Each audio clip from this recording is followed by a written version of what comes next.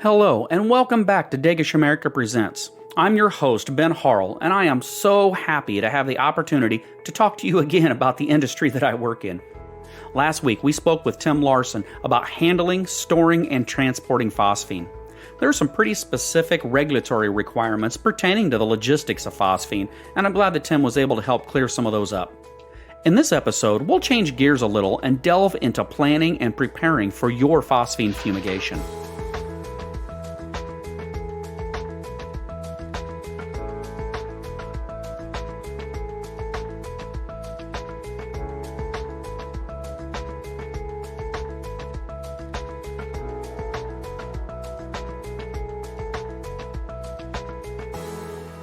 All fumigants can be dangerous if handled or used improperly, and because of this, it's vital that the fumigator plan and prepare before they ever apply a single gram of phosphine. Once the fumigant has been applied, your ability to make any changes becomes so much more difficult. I believe it was Benjamin Franklin who once said, "By failing to prepare, you are preparing to fail." To help us understand what goes into planning for a fumigation, we've invited Jeff Wagner to the podcast. Jeff is the Vice President and General Manager at Fumigation Service and Supply, and he has over 28 years in the fumigation industry. So, please help me welcome Jeff to the podcast. Jeff, thanks so much for taking some time out of your busy schedule today to discuss phosphine with us. My pleasure, Ben. All right, thanks. So I just want to start right out of the gate. For anybody who may not know who you are, I know you've been in the industry a while, and I can't imagine there's too many people in the industry who don't know who you are yet, but in case there are some folks out there who don't know you, if you could just kind of tell us a little bit about yourself and how you relate to the industry, that'd be terrific. Sure. So I started with FSS actually in 1995, officially full-time. I attended Purdue University prior to that, and really, I personally come from an agricultural background. I'm a farmer's son. I was raised on a small family farm, and hard work was expected. I knew a lot about agriculture, and ending up in fumigation and pest management actually has allowed me to kind of see the other side of that, and what happens after harvest and where the grain goes and how it's processed. So, it's been a really interesting career. So I've been in it about 28 years now, and I started out as just general labor with the company and preparing fumigations. Structural and commodity fumigations is primarily what we do. But, it kind of evolved. I really enjoyed the people in the industry. I enjoyed the process. Seeing the start to finish, the completion, and the successes and the challenges therein. But yeah, it's been a great, very rewarding career. I've had a lot of great mentors, a lot of great colleagues in the industry. Very supportive family. My wife, who likes to celebrate July 4th, a week later or a week earlier because we're getting ready for a very busy weekend. But no, I've been blessed with a great opportunity here. I'm kind of blending a little bit of family and work because we've kind of got both environments going on here at FSS, and it's very family oriented. So I've been blessed. Like I say, I've got a wife of 22 years and 4 beautiful children and a very rewarding career. So that's kind of where I'm at now. I'm in charge of I'm the vice president of operations here for the company. So I wear a lot of different hats, and the diversity of the opportunity here is something that I really enjoy. I will put the uniform on a busy holiday weekend and go out and get dirty and try to teach some of the newer guys something that I know that they may not yet. And then, do podcasts with people like Ben Harrell and presentations for a lot of trade organizations and things. And it's just, it's been a very rewarding career, and I've really learned and grown a lot professionally and personally. Yeah, that's great to hear. Yeah, that's one of the things that I really enjoy about our industry the most is I like to say that when you work in our industry, one collar has to be white and the other collar has to be blue. You can't spend all your time in the office. You have to get out and get your hands dirty, but you do get a lot of opportunities in a lot of the roles to really work on a lot of the things that general field work doesn't do, like, speaking at seminars and helping test new chemicals or new application processes. There's a lot of different aspects to the job, and no single day is the same as the previous or the following. And it really makes it challenging in one of the best possible ways. That's for sure. The bugs are. I forgot to give credit to the bugs. So that Yeah. they're making all this possible. But it is a very dynamic field. Even though fumigation, especially what I would consider commercial fumigation or post harvest fumigation, which includes grain and processing and milling and food production and distribution. Even back on the export side, it's pretty niche market within pest control industry. Not a lot of people know a lot about it, even though fumigation probably occurs way more than a lot of people know. Yes, absolutely. You're absolutely right. I like to say that I think almost all food products that are processed in the United States, not all of them, but the majority of them have fumigation touch them at some point in their journey from the farm to the fork. That would be an accurate assessment. Yeah, yeah. So this season we're kind of drilling down into one particular fumigant. Last season we talked a lot about a wide variety of topics related to fumigation. This season we're kind of talking mostly about phosphine. And I know that you've had a lot of experience with phosphine, same as me, but I wanted to bring somebody in to kind of talk about some of the mechanics of a phosphine fumigation, some of the nuts and bolts on how we actually use phosphine on a regular basis. So my first question for you is really just kind of about the general paperwork of the fumigation management plan. And I was hoping maybe you can kind of define what a fumigation management plan is, and then just a description on how we use it. Sure. So the Fumigation Management Plan, or FMP, is the acronym. Pretty wide is what it's referred to. There was a periodic, phosphine, as all pesticides do, go through periodic reviews. And I remember, I think it was around 1999, something like that, where there was a PID issue or a proposed interim decision about phosphine. And some of the RMMs that came out were a 750-foot notification zone and a 500-foot like no fumigation zone, and that caused quite an uprising, as you can imagine. Oh yeah, in the industry, and people were just beside themselves with that. Seemed pretty arbitrary, not a lot of supporting documentation as to why you might implement something like that and affect so many users. So which ironically, here we are again, right, faced with some buffer yeah. zone issues here recently. I don't know if you've talked about that on previous podcasts or not, but we've kind of come full circle with it. But I understand that. So, but the FMP really was a big deal when it came out, and surprisingly, a lot of companies and even private applicators really struggled to get on board with it.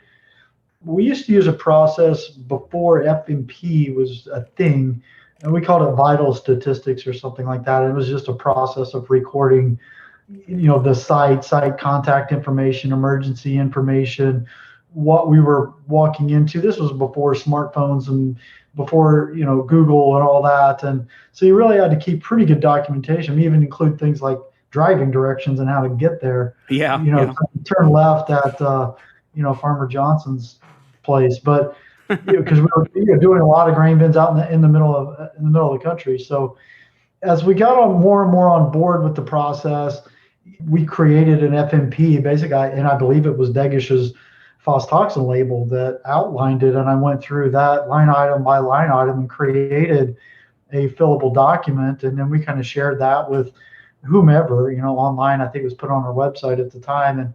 And we continued to train on that and try to spread the word. And it was quite some time, and it's taken years really for that to become really a part of the process. And that it was kind of amazing to me to think that there were applicators maybe that weren't thinking through some of these things. And rightfully so, this FMP came about, and it's really been a good thing for the industry, for safety and just risk mitigation and all that. I'll talk about that maybe a little bit later. But so the FMP just really consists of several things that are outlined in the product label things like I mentioned, your contact information, site information, conditions, and how you're going to ensure the safety of everyone involved, how you're going to use the product properly. So we put together what we call like a pre-FMP. So before the fumigation, we go through all these things and think through the process. So we don't overlook something that's critical. And then then that kind of gets communicated through. All the parties that need to be involved are, of course, engaged in this process.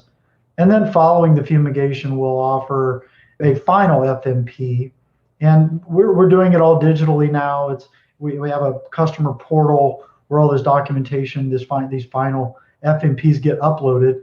And then really a process of checks and balances where a customer is not going to miss out on this critical documentation because it is part of the label. It is law. It is required. So we've just really tried to refine that process and make sure we're dotting our I's and crossing our T's, and that's important. So. Right. Well, I'm glad that you mentioned that you actually start that process before the fumigation actually takes place, during the planning stages, because I think that there's so much involved with the planning of a fumigation. Every fumigation is different. Even if you're fumigating the same location year after year, every time you fumigate, there's always an opportunity for those fumigations to be slightly different. And so that planning stage is vital to make sure that you're having a successful fumigation. And so what are some of the things that you think are big concerns that need to be addressed specifically during the planning stage of the fumigation?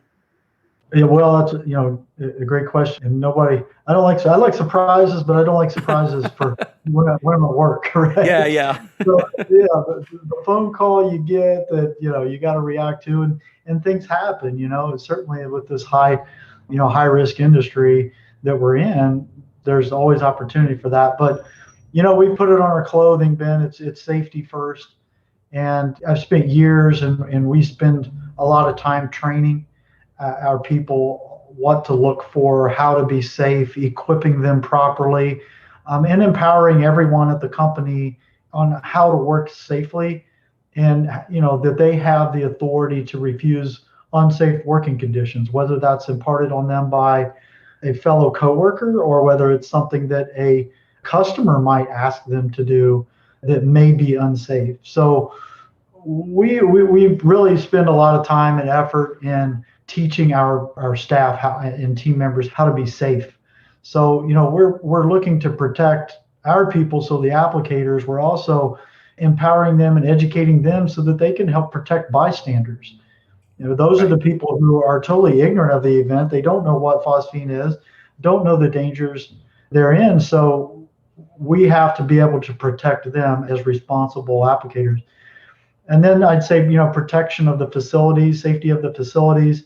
With some of the properties of phosphine, you can harm facilities or electronics or something like that in a structure. So how to go about protecting facilities.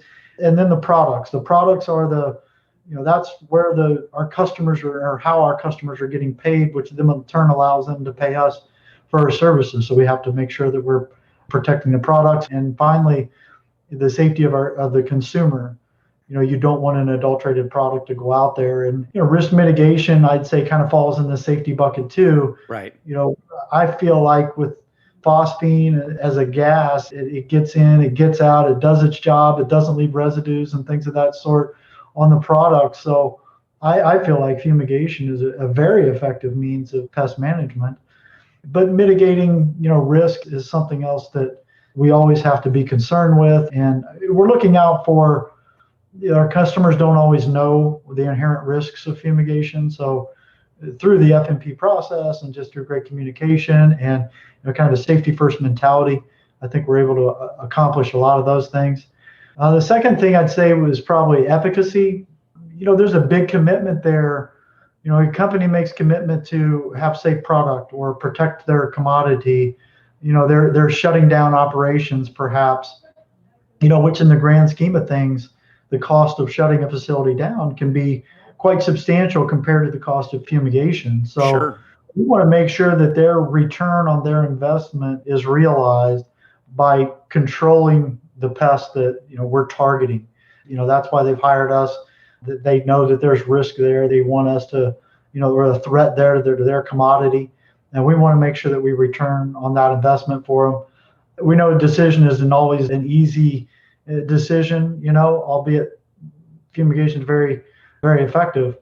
Sometimes there's pressure either to not treat or to not shut down and just kind of keep going. So, we want to make sure that the customer, the decision maker in the process also is rewarded by making the decision to fumigate. So Sure. I also think this, for the sake of simplicity here, I'm going to lump some things together, but your resources. So I'll lump time, personnel, and equipment into that. So, you're in the planning stage of fumigation. You really, on the preparation, so you really need to know what you're kind of getting into. So equipping the people properly. So whether it's PPE, fall protection, confined space entry, personal monitoring, respiratory protection, gloves, whatever it is, steel-toed shoes, you name it, Ben. We try to make all that stuff available to our people. Allocating the proper number of people to do a given job. I mean, fumigation is not easy. Sometimes there's some long hours involved. Sometimes there's hot conditions involved. Sometimes it's climbing, lifting, repelling. There's a lot that goes into it depending upon what you're fumigating. And making sure you've allocated enough people to get the job done safely is an important part of preparation. And then also allowing yourself enough time to prepare, starting work early enough, allowing enough time of exposure to accomplish the efficacy goals that we have in mind, and not trying to shorten things, and really communicating all these things effectively to the customer beforehand is all good part of planning and preparation. So I'd say, shorting any of these things can lead to failure in one way or another, and its failure is not really in my vocabulary.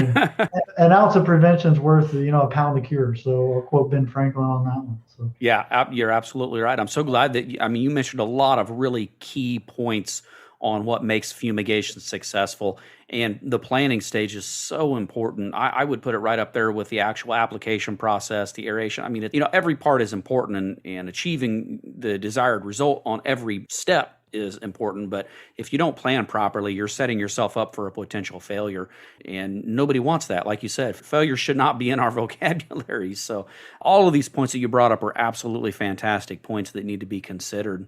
there was something that I didn't add in there really was sealing. Sealing is something that is probably a majority of the work in preparing for fumigations. The complexity of some of the facilities that get fumigated and the structures that get fumigated are large. I mean, these are, you're talking cubic footage. I'm not going to get into the calculations yet, but the volume of some of these structures and the sealing that goes into it are, you can put a week's worth of work into a weekend real easily. And a majority of that is on the sealing side and preparation side. So, be sure to take that into account when you're preparing. Yeah, absolutely. And I've been in situations, and I know you have too, where the amount of phosphine or fumigant that you're using is relatively small, but the complexity of the facility calls for a very high amount of labor because of the type of sealing and preparation that you have to do. So you can't really just go by the quantity of fumigant that you're using. I mean, all of these facilities have a wide varying complexities, and all of that needs to be taken into consideration during the planning stage. Yeah, you mentioned that they're all different. I mean, I've never seen, well, I won't say never, but you rarely see two grain bins that look alike, or two ships that look alike, or two buildings that look alike. So everyone has kind of a unique fingerprint, if you will, and you just have to adjust accordingly to the personality of the situations. Yeah, and I just briefly mentioned the amount of phosphine or the amount of fumigant that's being used, which segues into my next question for you, which has to do with calculating those dosages. I wanted to ask you if you could just kind of go over how a fumigator would go about calculating phosphine dosages. I mean, I know the label explains it, but there's a lot of variance in that label. And it's good that there's variance because it leaves it up to the experienced fumigator to kind of make some distinctions based on a case-by-case basis. But if you could just kind of tell us how you go about calculating phosphine dosages, that'd be great. Yeah, dosage calculations always seem to stump people when they get to that stage, or Sure. when they're where they're applying for a license or something like that. It's like, oh, I can't get past the dosage calculations. And there's the guardrails, I would call them, the labels put up are suggestive. They allow some variance in there for the fumigator in charge to make the final determination as to, how many cells you're putting in or how many pellets you're applying. So that's good, I think, but also that comes with a bit of a responsibility, which, for the fumigator in charge to make that determination. And I think a lot of experience also helps kind of ease this process of determining and, what the proper dosage would be without grossly, under dosing. You certainly don't want to overdose either. But, I've kind of always used phosphine was always challenging because there wasn't that definitive calculator with it to say, well, you need X amount of product. But I like that because I could customize within that range or within that recommendation to what I felt was suitable and what I knew was going to do a good job. So I always kind of look for an average of 750 ppm for 72 hours at roughly 75 degrees Fahrenheit, and that's kind of the three pillars really I kind of look for.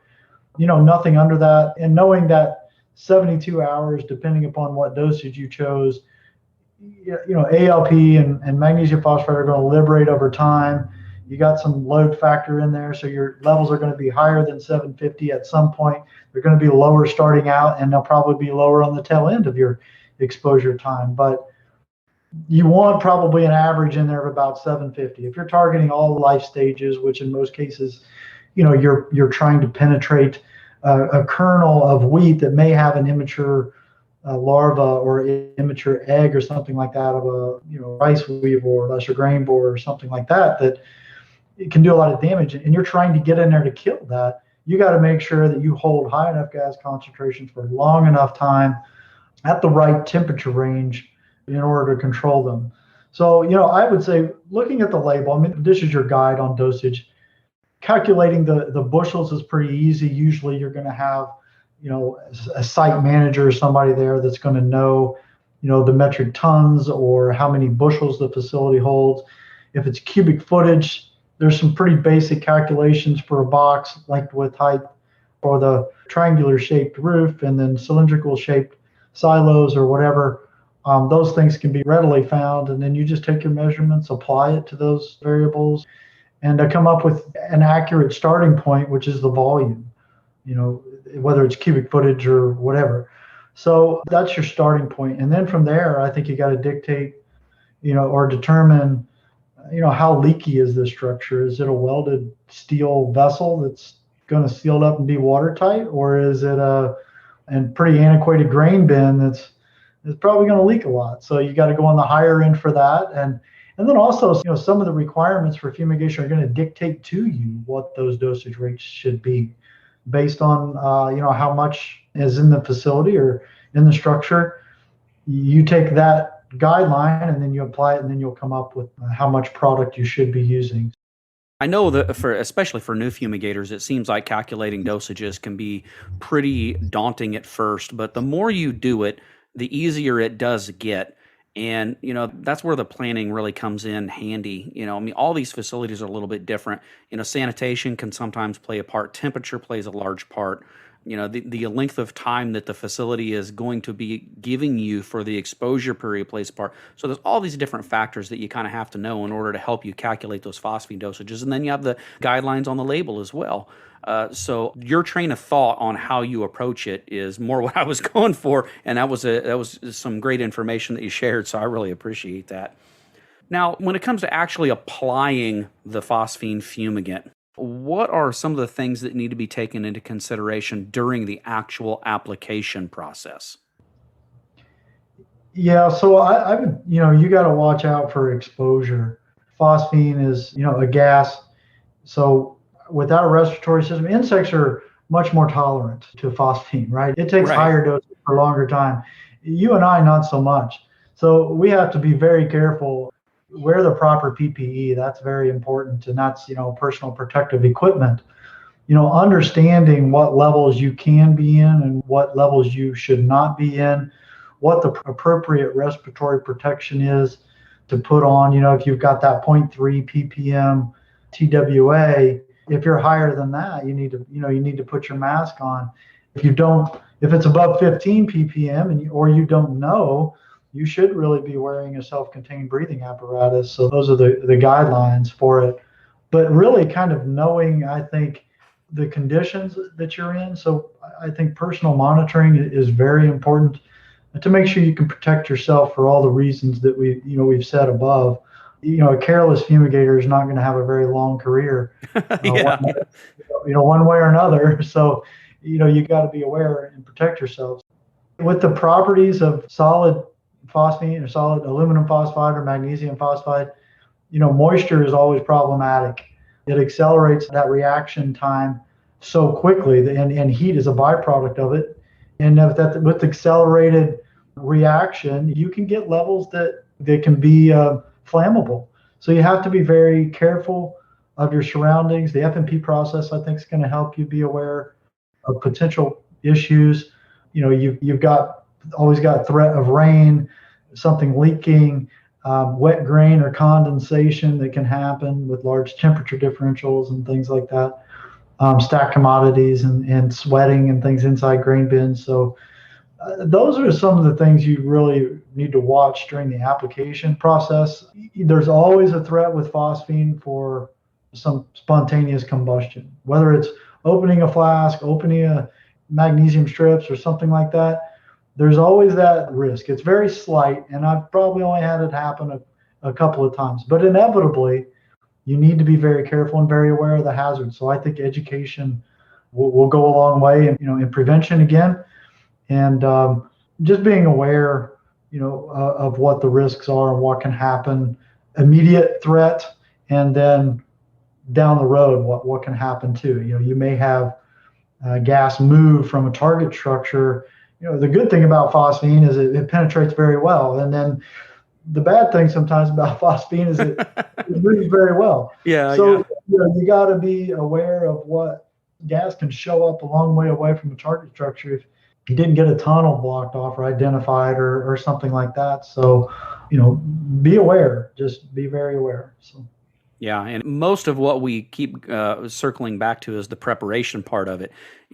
Being aware and being prepared for these things to potentially take place. The preparation is so important, and having that FMP filled out as much as you can in preparation, or the pre-inspection, pre-application inspection, all of that stuff is so vital.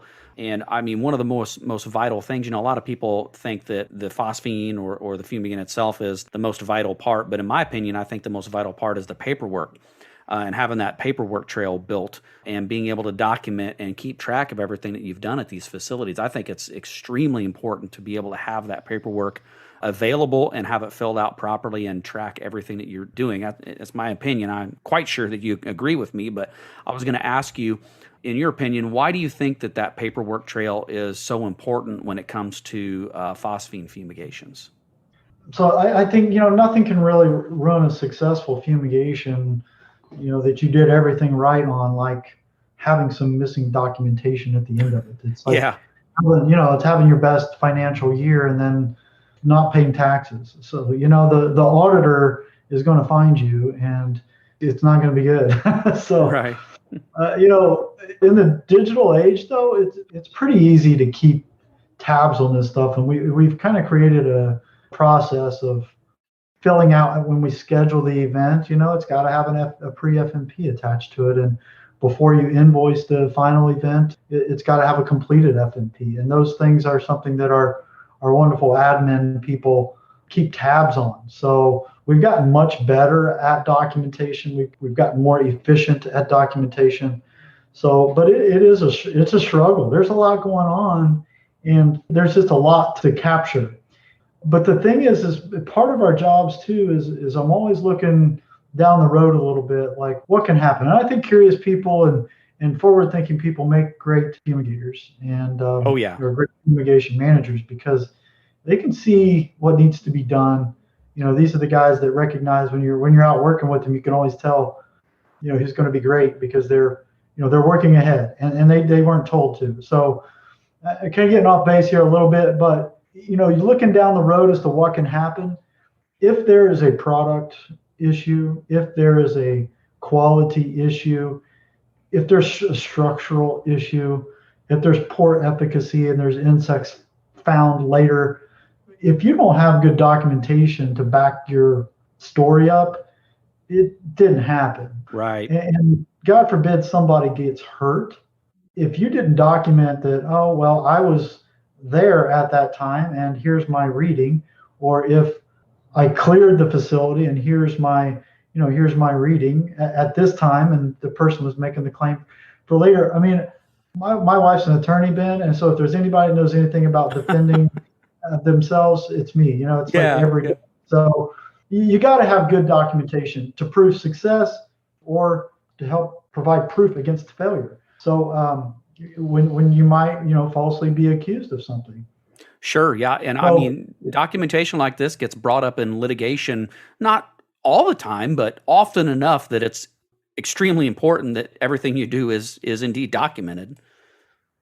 Yeah, if you're in fumigation business long enough, and hopefully you're fortunate enough to have a long, successful career, safe career, but inevitably there'll be someone claim that your fumigation didn't work or that this was caused by fumigation, and inevitably someone is going to say that they were sick because of the fumigation.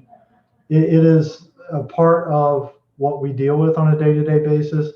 We mitigate a lot of those risks for our clients because we've been there, done that. And documentation is one way where we help clients through the process safely. So I only have one more question for you on today's podcast, Jeff, and I like to ask this of everybody, and we talked a lot about individuals today, and you talked about, forward-thinking people and having people on staff that can recognize what the needs are in the future and are good at planning and good at preparation. So let's say that you have a brand new fumigator that you've hired on, or a brand new fumigator. This person may not even be a licensed fumigator yet at this point. It could be somebody that's just day one of the job. What kind of advice would you give that new fumigator about the safe use of phosphine? Well, I got a good point of reference for you, Ben. I was 20 years old when I received a brand new fumigation license to kill. Right. Yeah. And I probably wasn't worthy of having a fishing license, let alone a fumigation license. So, but I'll tell you what, the industry is so full of great people who are willing to share because I think they enjoy the industry so much. And I found this to be true of a lot of associations that we're in. So, getting engaged and getting involved would be one because, you can learn a lot by participating in those from a lot of great minds and great people that are in the industry. And you can do outreach to experienced applicators.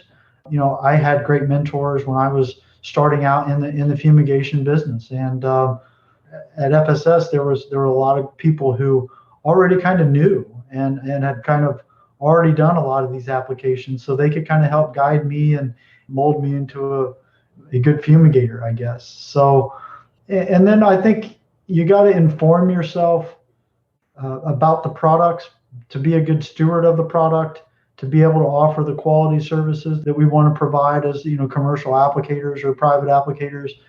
You got to know what the limitations are of the product, of the molecule, and then you got to protect yourself at all times so that you can protect others. And you got to use PPE. Always monitor, that way because if you don't know, you're just putting yourself in a compromising position. I would say communicate and document effectively as possible, as we talked about here. Communication is very important. Not just through documentations and emails and customer portals and things like that, but verbal communication it can be very effective. Also, I would also include with the effective use of phosphine here, being aware of the age of the molecule in the industry and the potential for resistance and the importance to be successful with efficacy and not have failures. Dead insects don't breed resistance. Yeah. It's a big concern, and I think something that the younger guys, they're going to maybe have to face an issue with phosphine someday. Who knows? But we've certainly seen that. So just be educated, as educated as possible. Like I say, you can't learn enough about fumigation through a book. There's not a lot of, I think, great resources on how to in a book. So most of it is getting out there, working with a great mentor, experiencing it firsthand, being in the field. Conducting fumigations is not something you do from behind a computer. So if you enjoy diversity, you enjoy challenge, you're not afraid to work hard, you're not afraid to put the hours in, I think fumigation for a young person today is a great place to be. We're always looking for great people, and I know I'm looking forward to mentoring the next generation in and helping them create a great career for themselves. Yeah, and I applaud and echo your sentiments there. Absolutely. I think that everything you said is spot on, and I couldn't agree more about our industry. I absolutely love the industry that we work in. The amount of diversity that you have, the amount of mentorship that's available, the camaraderie that you get with your coworkers. I mean, this industry is just second to none, in my opinion. I've enjoyed every day that I've been in this industry. And so, yeah, I couldn't agree more. I really appreciate you having me on, just talking about it. You and I get to see each other occasionally around the trade show circuit, but it's good to do this. This is the first one for me. I hope some people out there get something out of it. And, you guys are doing a great thing for the industry here, I think. So I don't know too many fumigation podcasts, Ben. Oh, well, thank you. I appreciate that. That's exactly what we're trying to do. And I definitely think people will find a lot of value in the conversation that we had today. And I can't thank you enough for that. I really appreciate your time today, Jeff. Yeah, it's been my pleasure. All right, thanks. I want to thank Jeff Wagner for joining us today to discuss planning and preparing for phosphine fumigations. If you plan in advance, follow the regulatory requirements, and calculate the dosages correctly, your chances of success dramatically improve, which means you'll enjoy another safe and effective fumigation. On the next episode of Dosage America Presents, we'll be talking about the importance of monitoring your phosphine fumigation. After all, if you don't monitor, you can't really measure your success, now can you? And remember, if you have a question you'd like for us to answer during our live season finale, please feel free to send it to us at podcast@dagishamerica.com. Or, if you like, we can always answer your question right away. You can also find us at dagishamerica.com or on all of the main social media outlets. So until next time, I'm Ben Harrell, and I hope you have a safe and terrific day.